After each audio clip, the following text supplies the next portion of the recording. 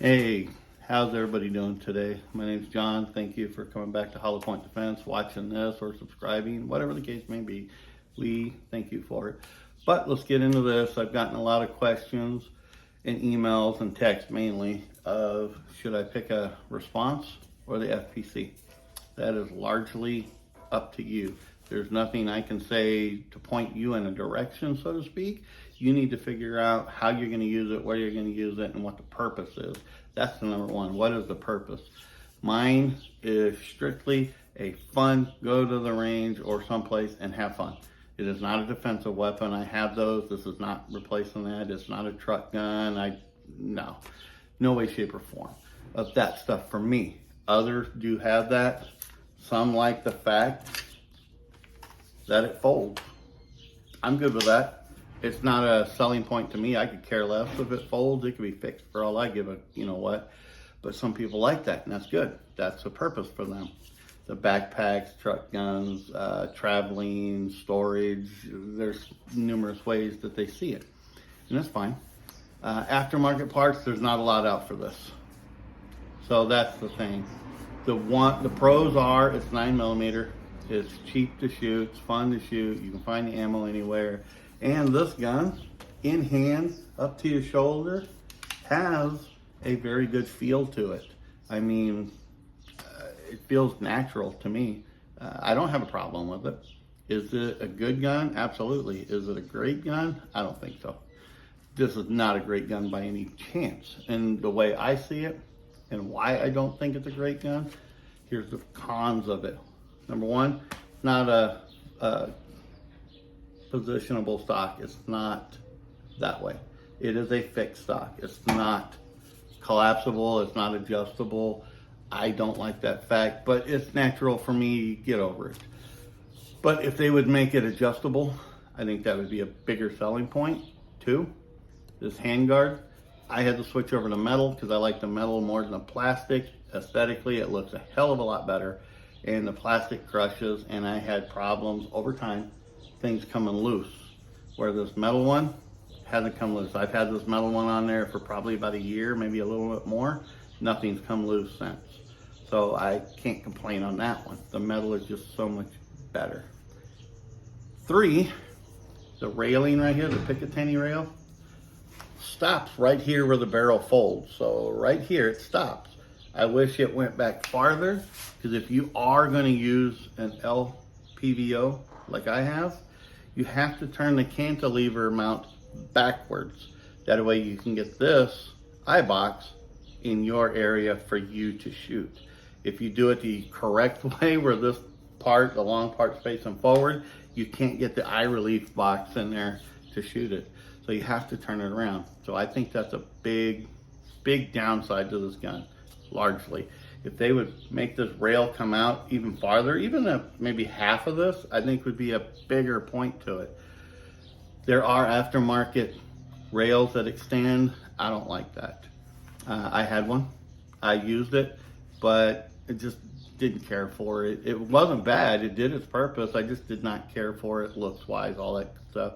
I got rid of it and just turned the cantilever mount backwards, and it worked just fine. The other con is they need to put a muzzle device on this or something, not that threaded piece that just looks unfinished and in a hurry. Looks like they just built it in a hurry to get it out to make money. I didn't like that. So they should put a muzzle device on it some way, shape, or form, and that's about it.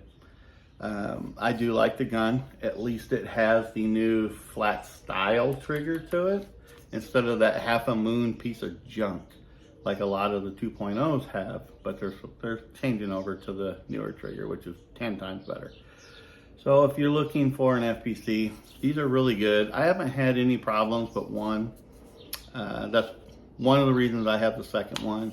It was not holding bolt catch or holding bolt open after the last round, and I figured that one out. Inside, the bolt catch is kind of a U shape, and the side that catches on the bolt was actually bent in farther than the newer one I bought.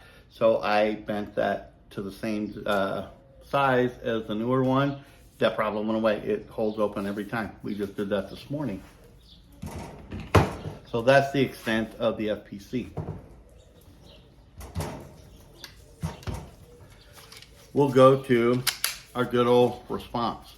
This to me is a good gun. Again, it's probably not a great gun, and it could be, but it's not a great gun, but it's one step away from being a really great gun. And that step would be put a metal handguard on it like Smith does with their ARs now. The M15T, I think has a metal one. Put that on here and you have a really great gun. They'll do a lot better. The other thing about the Response, it's an AR platform. I like that better than this. This is a weird platform to me, but this here, this Response has an AR platform, and yes, it feels so much better to me. It has an adjustable stock back here. The railing goes all the way to the back like an AR does, so you can use an LPVO on it and be just fine.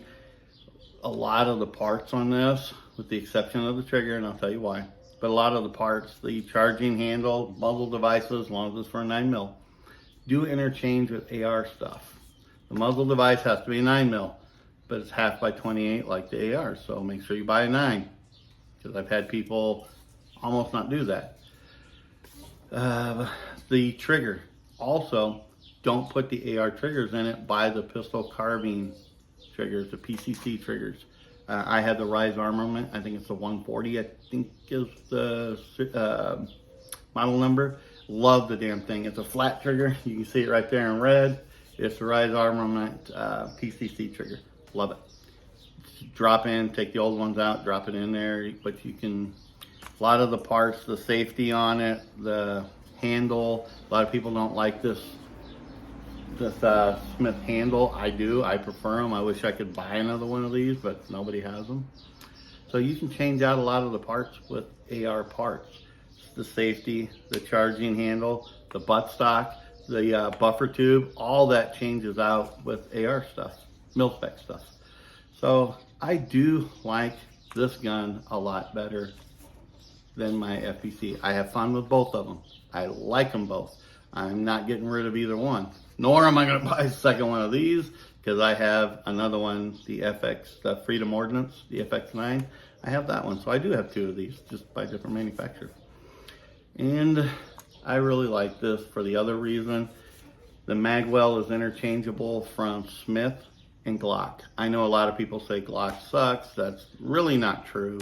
I've had Glock stuff since 1987, and I've never been failed by it. So it's just preference. People just have a stigmata against Glock, so they'll say it sucks. Glock really doesn't. It's really good too. Smith is really good too. There's people that shoot Glock say Smith sucks, vice versa. You get the point.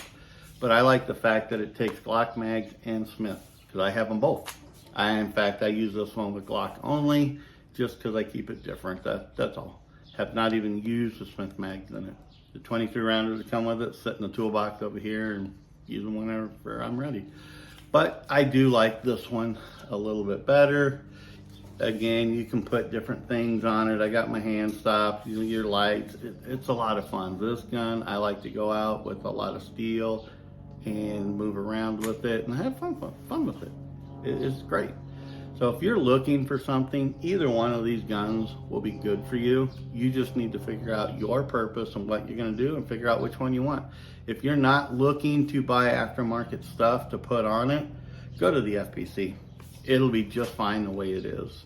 If you're looking to change out some stuff for competitions or whatnot, you can do that a little bit with this one, but you can do a lot more with this one. I prefer this one just because I can do more with it and I can have fun with it. So you figure out what you want to do.